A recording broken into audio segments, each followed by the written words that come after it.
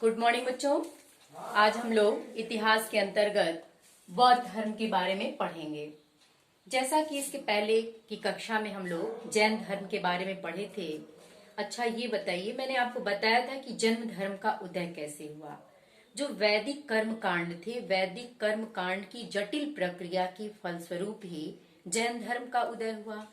ठीक वैसे ही वैदिक कर्म कांड की जो जटिल प्रक्रिया थी, उसी के प्रतिफल के रूप में ही बौद्ध धर्म का भी उदय हुआ। और बौद्ध धर्म के जो प्रतिपादक थे उनका नाम था महात्मा बुद्ध, जिनके बचपन का नाम सिद्धार्थ था। तो ये जो बौद्ध धर्म था, ये बौद्ध धर्म कर्मवाद पे बल देता था और भौतिकवाद का खंडन करता था। तो कर्मवाद पे बल देते हुए भौतिकवाद का जब इन्होंने खंडन शुरू किया, तो ये ब्राह्मण जो थे, ब्राह्मण धर्म के लिए एक बहुत बड़ी चुनौती बन गई। इस प्रकार महात्मा बुद्ध जो थे, उनके बचपन का नाम तो सिद्धार्थ था। इनका जन्म, पहले इनके बारे में थोड़ा हम जानेंगे। इनका जन्म एक राजसी परिवार में हुआ था, लेकिन उस राजसी राजघराने से इनको कोई लेना देना नहीं था, क्योंकि भौतिक सुख समृद्धि संपन्नता से ये थोड़ा बहुत रुचि नहीं रखते थे। एक बार ऐसे ही इनका मन भ्रमण के लिए किया, और भ्रमण के लिए थोड़ा ये घर से बाहर निकले। और जैसे ही ये घर से बाहर निकले, कुछ दूर जाने पे इन्हें एक वृद्ध व्यक्ति दिखाई दिया। जब थोड़ा और ये आगे बढ़े तो इन्हें एक बीमार व्यक्ति दिखाई दिया बहुत ज्यादा। थोड़ा और आगे बढ़े तो इन्हें एक लाश दिखाई दी। इन सारे दृश्यों को देखकर इनका मन बड़ा द्रवीभूत हो गया। फिर जब थोड़ा ये आगे बढ़े तो इन्हें एक बूढ़ा व्यक्ति था, जो अपने बुढ़ापे, बीमारी और मृत्यु से बिल्कुल अनभिज्ञ होकर के सत्य की खोज में, शांति की में लीन होने के लिए साधना रत दिखाई दिया। कैसा व्यक्ति था, जिसको न अपने बुढ़ापे की चिंता, न बीमारी की चिंता और न ही मृत्यु की चिंता थी। वो व्यक्ति केवल सत्य की खोज करने के लिए, शांति का अनुभव करने के लिए तपस्या लीन था। जब बुद्ध जी ने उस व्यक्ति को ऐसे करते हुए देखा, तो इनका मन काफी प्रभावित हुआ उस व्यक्ति को देखकर, और बिल्कुल सांसारिक जीवन से इनके मन में वैराग्य का भाव उत्पन्न हो गया। इस प्रकार ये अपने सांसारिक जीवन को त्याग कर महाभिनिष्क्रमण के लिए ये तत्पर होना चाहे।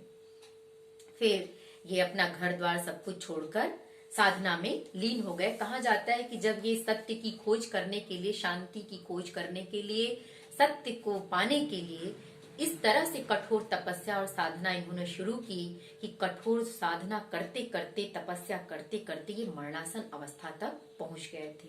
लेकिन अंतोगत्वा इन्हें सत्य की प्राप्ति हुई, और वो सत्य की प्राप्ति यहाँ उन्हें एक पीपल के वृक्ष के नीचे ही प्राप्त हुई थी।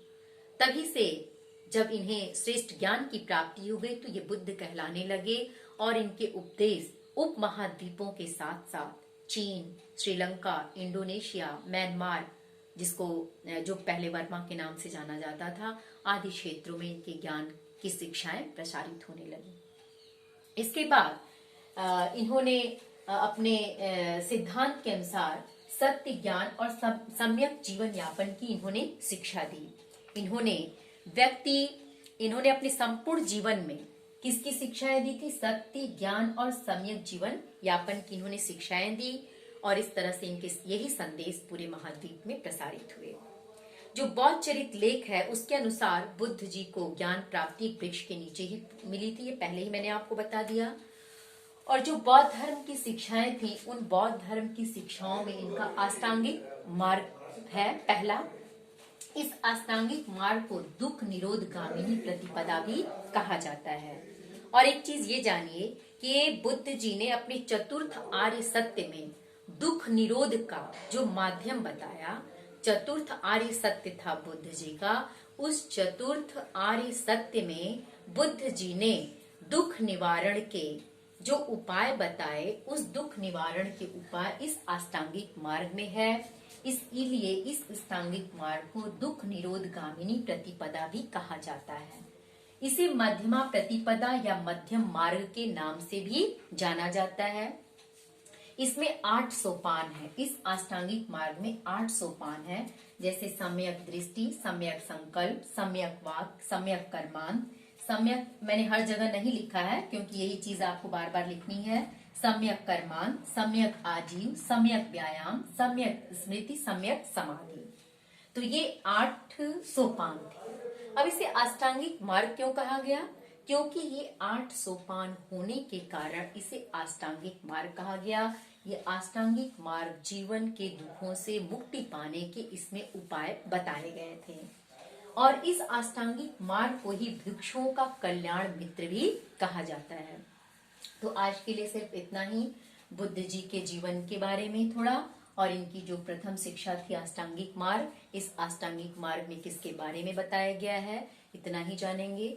और इसके पहले मैंने बुद्ध जी जो जैन धर्म था, जैन धर्म की शिक्षाएं, जैन धर्म के प्रवर्तक कौन थे उससे संबंधित कल का मैंने 10 प्रश्न आपको भेजा है। मैं उम्मीद करती हूँ उसको आप लिख ली होंगी। और आज के लिए केवल अष्टांगिक मार्ग और बुद्ध जी के बारे में संक्षेप में आप लिखेंगे कि कैसे उन्होंने ज्ञान की प्राप्ति की, क्यों इस बुद्ध धर्म का उदय हुआ। Thank you.